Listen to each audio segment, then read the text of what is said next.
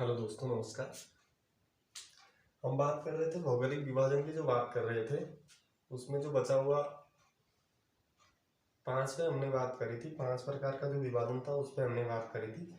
अभी हम छठे पे अब बात करेंगे। छठा वाला जो था भाबर एरिया, भाबर क्षेत्र। ठीक है, तो ये शिवालिक से जो नीचे का एरिया था ये भाबर क्षेत्र है। तो भाबर क्षेत्र क्या होता है? ऊबड़ खाबड़ क्षेत्र है ये।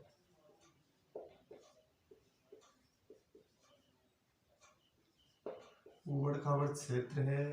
रोडे इसमें जो नदियां ऊपर से लेके आती है अपने साथ, रोडे जैसे हमने बात करी थी ये वाली, हम नदियों से भी समझेंगे इसको। ऊपर हमने बात करी थी सबसे पहला हिमालय, जिसकी हाइट क्या थी? वृद्ध हिमालय से कम थी। ठीक है, तो जो यहाँ से निकली हुई नदियां हैं वो जब आगे बढ़ेगी तो क्या करेगी? इसको तो काटेगी, आगे वाले हिमालय को। ठीक है, तो इसको काटते हुए यहाँ पे क्या होता है कि इस पे ढाल ज्यादा तीव्र है। तो तीव्र ढाल होने के कारण क्या है? पानी का जो वेग है, वेलोसिटी है, वो भी फास्ट होगा, ज्यादा तेज होगी। ठीक है, तो इसके बाद यहाँ पे हमारा लघु हिमालय था, छोटा वाला। ठीक है, तो लघु हिमालय, कुछ नदियां यहाँ से भी निकलती है, इस वाली रेंज से। ठीक है, बृहद हिमालय वाली रेंज से। तो जो ऊपर से निकली है, या ये जो हिमनद है पीछे, इस वाले हिमनद जिसमें जिसमें हिमाद्री, जहाँ से हिमानी जलवायु है ना, वहां से जो निकली हुई नदियां हैं, इनमें परमानेंट पानी होता है, ज्यादातर मोस्टली इनमें परमानेंट पानी होता है। ठीक, तो इनका क्या होता है कि यहाँ से ऊपर से वेग काफी तेज होता है, पानी का ढाल ज्यादा होगी तो वेग ज्यादा होता है। ठीक, तो जैसे जैसे ये आगे बढ़ता है, इसके बाद हमारा दून एरिया आया था, दून के द्वार। ठीक है, इसके बाद हमारा शिवालिक एरिया आया था। ठीक, शिवालिक वाला एरिया। तो जो ये शिवालिक वाला एरिया है, यहाँ से तो क्या हुआ, वेग के साथ अगर आगे बढ़ेगी तो जो पानी आगे बढ़ेगा वो कहीं ना कहीं क्या करेगा? कटाव करेगा। ये मैंडेटरी होती है, जैसे घुमाव हो गया कहीं, तो ये क्या करता है? यहाँ से कटाव करता हुआ चलेगा। ठीक है, तो जब कटाव होगा तो ऊपर से लैंडस्लाइडिंग भी होगी, यानी मिट्टी भी फिसलेगी, तो भूस्खलन भी होगा। तो इसीलिए बोला था कि इस वाले एरिया में भूस्खलन ज्यादा होता है। ठीक है, तो इसके बाद आगे बढ़ेगा तो जब नदियां अपने साथ भूस्खलन होके जो क्या है, कंकड़ पत्थर लेके गई हुई है, उसको क्या करेगी? जब आगे ढाल धीरे धीरे कम होगी, ठीक है, ढाल जैसे जैसे कम होगी तो उसको क्या करेगी? वहीं पे छोड़ना, मोटे पत्थरों को छोड़ना शुरू करेगी यहाँ पे, यहाँ तक कि वो रोडे क्या कहेंगे? चले जाएंगे। जैसे आपने ऋषिकेश वगैरह पे देखा होगा, नदियों में कितने सारे पत्थर हो गए, पत्थर रहते हैं।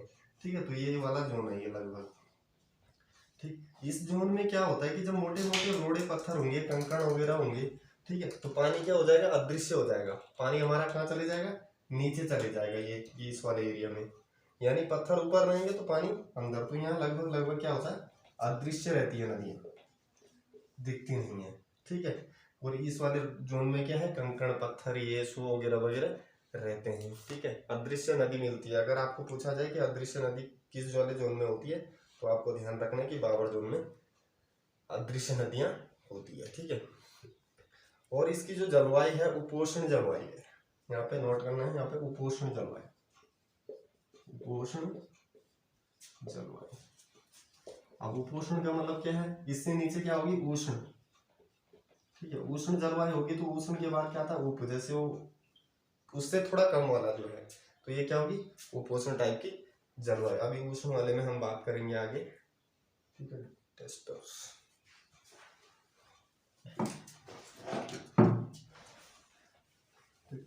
अब इसके बाद देखो, यहाँ पे मोटे मोटे रोडे मिले तो नदियां लगभग अदृश्य हो जाएगी। अब आगे नदी बहेगी, ढाल और कम होती जाएगी। अब जैसे ढाल और कम होगी, इसको बोलेंगे तराई जोन। ठीक है, ये हो गया हमारा तराई का जोन हो गया। ठीक, इसके बाद हमारा तराई का जोन हो गया। अब देखो, नदियां ऊपर से अदृश्य थी तो धीरे धीरे नदियां बाहर निकली, दिखाई देने लगी। ठीक है, तो नदियां दिखाई देने लगी तो इस वाले जोन में क्या होगा हमारा कि महीन मिट्टी मिलेगी। कौन सी? मोटे कंकड़ तो यहाँ छोड़ दिया, अब बारीक मिट्टी लेके क्या करेगी नदियां? जो ऊपर से इकट्ठा करके लाएगी अपने साथ, जो मिट्टी कंकड़ पत्थर लेके आ जाएगी, वो इस वाले जोन में, तराई वाले जोन में क्या होगी? महीन मिट्टी मिलेगी। क्या मिलेगी? महीन मिट्टी। और या इसको बोलते हैं कांप, कांप मिट्टी भी बोलते हैं। ठीक है, महीन मिट्टी। और जो महीन मिट्टी होगी और उसके नीचे पानी भी है, देखो ये पानी यहाँ से बाहर आया है इस मिट्टी के साथ, तो उसमें क्या होगी, दलदल भी होगी। ठीक है, तो इसको बोलेंगे दलदली मिट्टी भी तो बोल सकते हैं। ठीक, और ये दलदली मिट्टी होगी। तो दलदली मिट्टी कब होगी, जब उसके साथ मिट्टी के साथ क्या होता है, पानी का मिक्सर होता है। ठीक है, और ज्यादा मात्रा में भी नहीं होता है, लिमिट मात्रा में जब पानी का मिक्सर होता है तो वो दलदली टाइप की होती है। ठीक, उसके बाद देखो ढाल कम होती गई। अब क्या होगा, जो तराई में ये यहाँ दलदली क्यों हुई, क्योंकि जो ढाल कम हुई, पानी का वेग कम हुआ। जैसे ही पानी का वेग कम होता है तो मिट्टी के कण क्या होते हैं, मोटे रोड़े तो यही हो गया, जो उसके साथ बारीक कण आते हैं बह के, वो धीरे धीरे नीचे बैठते हैं। ठीक, और धीरे धीरे नीचे बैठने का मतलब है कि एक लेयर बाय लेयर बना रहा है वो। ठीक है, जैसे जलोढ़ मिट्टी बोलते हैं इसको, जलोढ़ फसलों के लिए अच्छी होती है। ये हो गया जलोढ़ टाइप की जो ये मिट्टी होती है। ठीक, अब यहाँ पे देखो पाताल तोड़ कुएं मिलते हैं, पाताल तोड़ कुएं। अब आप बोलेंगे ये क्या हुआ पाताल तोड़ कुएं, तो पाताल तोड़ कुएं जो होते हैं, जो पानी का एक ढाल होता है, पानी के जिसको हम बोलते हैं कि वाटर लाइन या ग्राउंड वाटर लाइन जिसको बोलते हैं हम। ठीक है, ये पानी के नीचे की अंदर में एक लेयर होती है जिसमें पानी इकट्ठा रहता है। ठीक, तो अचानक क्या होता है कि अगर पहाड़ी कहीं से डाउन आ गई, यानी पहाड़ी की ढाल अगर कम आ गई और वाटर टेबल की जो लाइन है वो तो अपना जा रही है पहाड़ के अंदर से। ठीक, जैसे ही कहीं पे क्या होता है कि पहाड़ नीचे आ गया, जैसे यहाँ पे देखो पहाड़ नीचे आ गया, तो जो ये अंदर से पानी का प्रेशर होगा ये क्या करता है, बाहर निकल जाता है यहाँ से। देखो ऊपर इसमें कम जगह मिल गई क्योंकि प्रेशर ऊपर है नहीं मिट्टी का। अब जैसे ही प्रेशर नहीं होगा तो ये पानी अंदर से जो प्रेशर करता है तो वो क्या होता है, कुएं इस फुहारे के रूप में बाहर निकलने लगता है। तो यहाँ पे क्या होता है, इस टाइप में पाताल तोड़ कुएं इनको बोलते हैं। तो ये इसी जोन में मिलते हैं, क्योंकि यहाँ पे क्या होता है, पहाड़ अपना लास्ट स्टेज पे होता है और ग्राउंड वाटर का जो लेवल होता है वो तो पहाड़ के अकॉर्डिंग ही चलता रहता है। अगर जैसे ये पहाड़ होगा इस टाइप में तो ग्राउंड वाटर का अपना एक लेवल होता है। ठीक है, इसीलिए पानी बाहर निकल जाता है कहीं कहीं से। अब जैसे यहाँ से देखो, यहाँ पे ग्राउंड वाटर का टेबल का लाइन तो जाएगा ही जाएगा। ठीक है, तो यहाँ से पानी कहाँ आएगा, फिर बाहर ही आएगा। ठीक, तो इसीलिए इसको क्या बोलते हैं, पाताल तोड़ कुएं इस वाले जोन में पाए जाते हैं। ठीक, अच्छा तराई में और क्या, तराई में जो फसलें अच्छी होती है, तो जहाँ फसलें अच्छी होगी, जनसंख्या का निवास अच्छा होगा, रहन सहन अच्छा होगा। ठीक है, तो यहाँ पे लोग पंजाबी लोग रहते हैं। ये हरिद्वार का नीचे वाला एरिया है, मतलब हरिद्वार का जो मिडिल हरिद्वार हो गया, उधम सिंह नगर का एरिया हो गया, दक्षिणी आपका पौड़ी गढ़वाल हो गया। तो इस टाइप का यहाँ पे पंजाबी रहते हैं, यहाँ पे हरियाणी रहते हैं, बंगाली रहते हैं।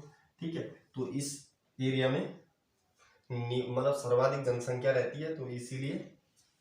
और दूसरा ये वाला जो तराई वाला एरिया है, तराई की बात कर रहे हैं, इसमें क्या है, एक तो सर्वाधिक जनसंख्या हो गई, अच्छी फसल पैदावार अच्छी हो गई, अच्छी पैदावार हो गई। तो जहाँ अच्छी पैदावार होगी, जनसंख्या अच्छी ज्यादा होगी, बाहर के लोग भी रहेंगे वहां पे, रहन सहन अच्छा होगा। ठीक है, और दूसरा गन्ना सबसे ज्यादा यहाँ पे होता है, क्योंकि मिट्टी क्या है यहाँ पे, कहाँ वाली है, कण वाली मिट्टी है। ठीक है, बारीक मिट्टी, महीन मिट्टी जिसको हम बोलते हैं। ठीक, अच्छा इसके बाद ये अगर शहर की बात करता है तो इसमें कौन कौन से आ जाएंगे आपके, बाजपुर हो गया, किच्छा हो गया, खटीमा हो गया, रुद्रपुर हो गया। तो इस टाइप के जो ये नीचे वाले जोन के जो शहर हैं ये इसमें पड़ते हैं। ठीक है, पौड़ी और नैनीताल का जो दक्षिणी जोन है वो लगभग इस एरिया में आता है। ठीक, इसके बाद बात करेंगे गंगा के मैदान। आठवां वाला जो भौगोलिक विभाजन है, गंगा के मैदान।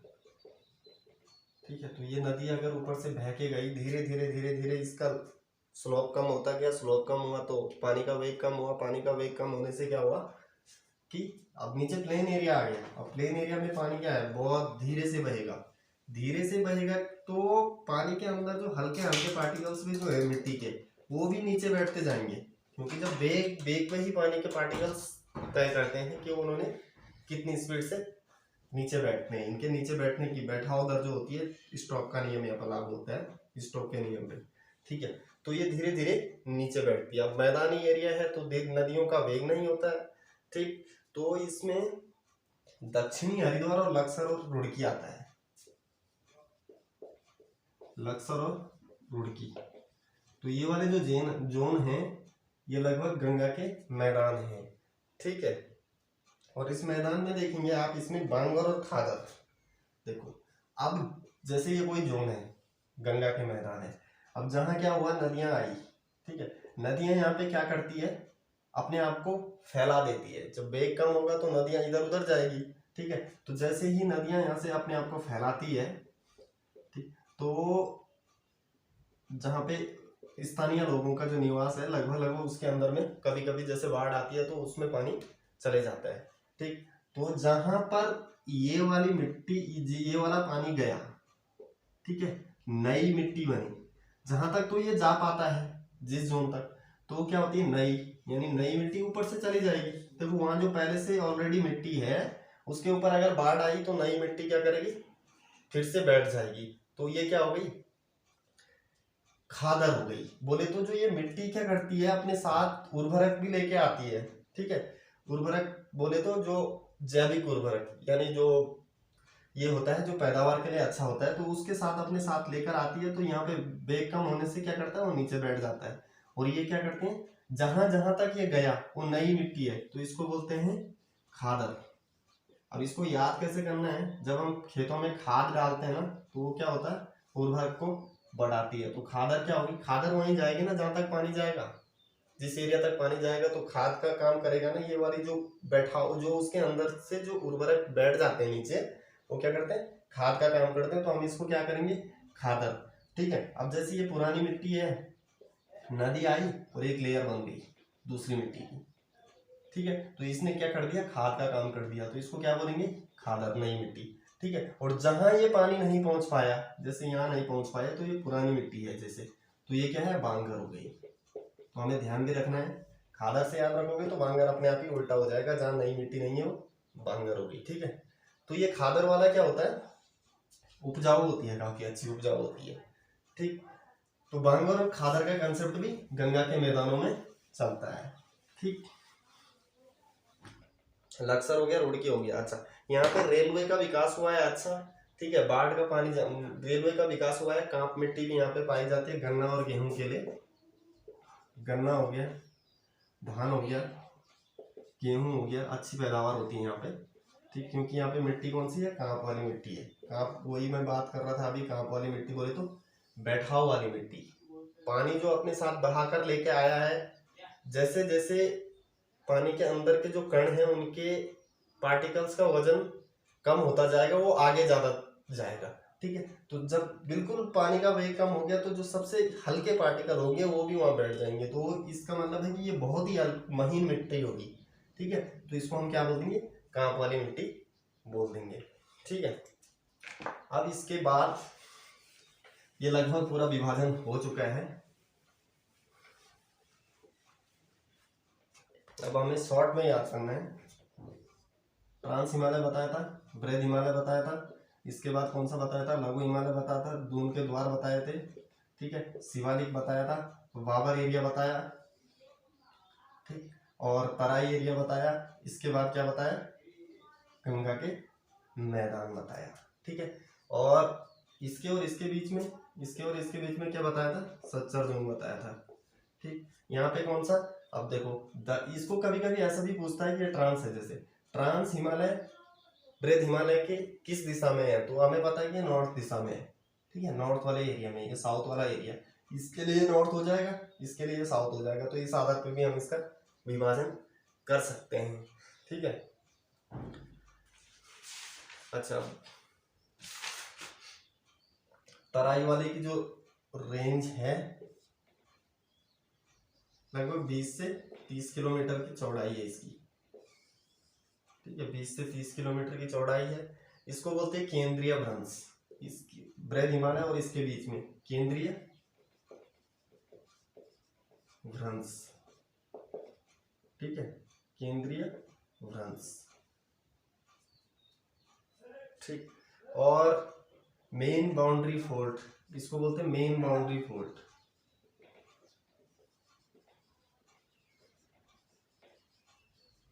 क्या हो गया? Main boundary fault.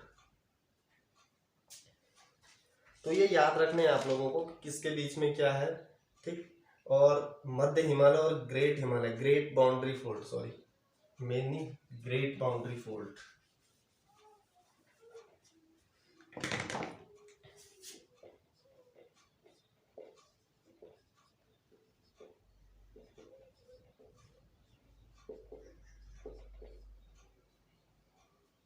Great boundary fault. ठीक है, तो ग्रेट बाउंड्री फोल्ट हो गया। तो ये लगभग विभाजन इसका हो ही गया है। ठीक, आपको यहाँ से एक क्वेश्चन देखने को मिलेगा। और इसके बाद हम बात करेंगे उत्तराखंड के ऐतिहासिक की अध्ययन की करेंगे। और ऐतिहासिक अध्ययन काफ़ी इम्पोर्टेंट है और यूके ट्रिपल एससी का सबसे ज़्यादा पूछे जाने वाला टॉपिक है। इसके बाद नेक्स्ट उसमें बात करेंगे। ठीक, धन्यवाद। शेयर करें, वॉच करें और लाइक करें।